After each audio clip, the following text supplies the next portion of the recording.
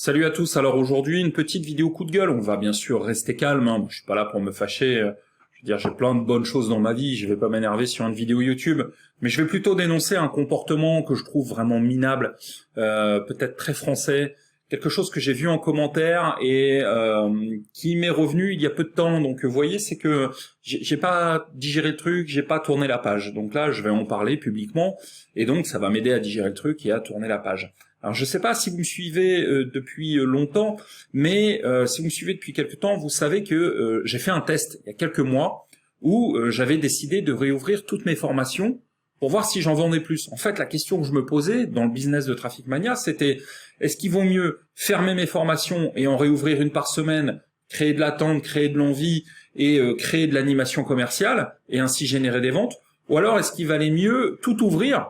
Comme ça, je limitais le risque que quelqu'un qui est pressé, il aille acheter chez un concurrent. Donc j'ai fait le test. Pendant une période de 6-8 semaines, j'ai réouvert toutes les formations et j'ai constaté que ça marchait moins bien, que j'avais de meilleurs résultats en fermant mes formations et en réouvrant une par semaine. Et donc j'avais fait une vidéo pour vous expliquer ça. Et tout ça, c'est des choses qui ont eu lieu un peu pendant la période de confinement, Covid. Mars, avril, voilà, ces périodes qui ont été très difficiles pour beaucoup d'entre nous.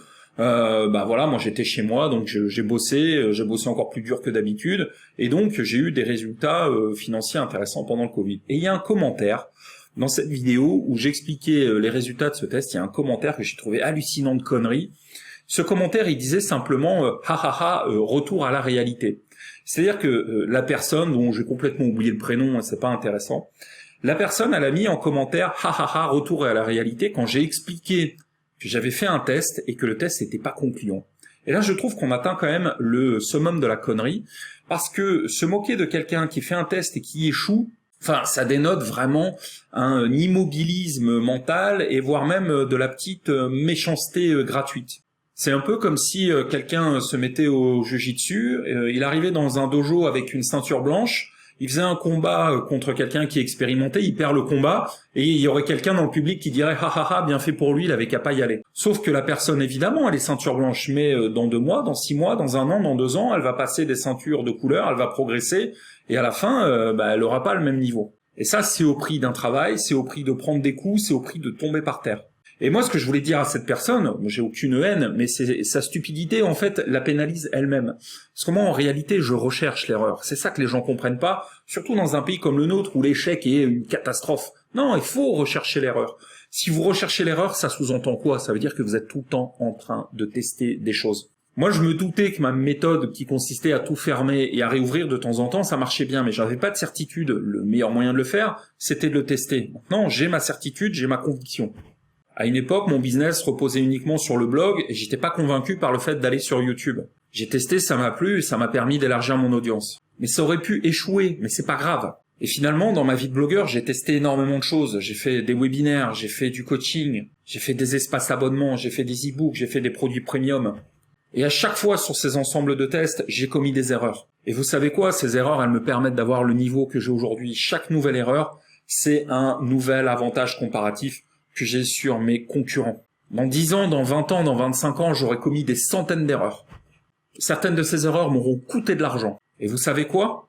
Chacune de ces erreurs, elle va nourrir mon expérience, elle me permettra d'être meilleur la fois d'après. Quand vous commencez le jiu-jitsu, que vous avez pris un coup, ou que vous vous êtes fait projeter au sol une première fois, la deuxième fois, vous faites gaffe à votre position et vous faites moins facilement avoir. Donc cette personne qui est là, assise sur son banc et qui ricane de moi parce que j'ai eu le courage de dire oui, voilà, j'ai tenté quelque chose, j'ai échoué, et qui écrit du retour à la réalité. En réalité, je sais plus si c'est un homme ou une femme, mais je vais dire c'est un pauvre type. Parce que cette personne, elle est assise sur son banc et elle teste rien. Et dans 6 mois, elle sera toujours assise sur son banc à la même place. Moi, j'aurais continué à avancer, j'aurais pris des gamelles, je me serais relevé, j'aurais appris, et j'aurais poursuivi mon chemin. Et c'est cette stratégie qui m'a d'abord permis de gagner 5 000 € par mois avec Traffic Mania, puis 10 000, puis 15 000, puis 20 000, puis 40 000.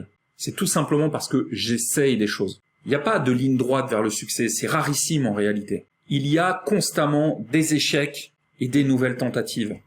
J'ai entendu un truc intéressant à la radio, je crois que c'était sur France Info, il parlait de l'invention des tablettes. Eh bien avant le succès de l'iPad, il y a eu quantité de tablettes qui ont été lancées sur le marché. il y avait ce qu'on appelle les PDA, il y avait même ce qu'on appelle les palmes pilotes, pour ceux qui ont pu connaître ça dans le monde du travail. Ça a été à des moments donnés des grands succès parfois ou des échecs cuisants. Vous avez l'échec de Microsoft avec la Surface par exemple. Vous avez la réussite de Apple avec l'iPad. Et tout le monde se souvient de l'iPad d'Apple et tout le monde va citer Apple comme l'exemple à suivre. Mais les gens oublient la quantité de produits Apple qui n'ont pas marché. Qui se souvient de l'Apple G4 ou de la console de jeu Apple Pippin?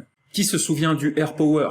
En réalité, ces entreprises innovantes, elles le sont parce que elles innovent. Et l'innovation inclut forcément un risque. Elle inclut forcément le risque d'échec. Et c'est la même chose dans les autres grands groupes de la technologie. Il y a quelques années, Google a voulu lancer les Google Glass, ça n'a pas marché.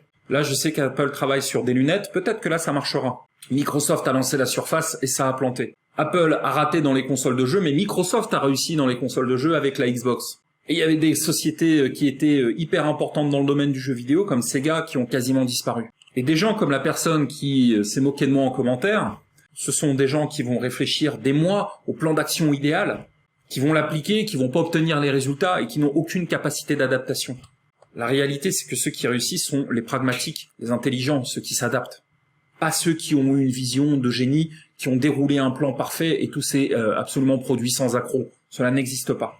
Il y a forcément un facteur chaos, il y a forcément une erreur, il y a forcément quelque chose à laquelle vous n'avez pas pensé.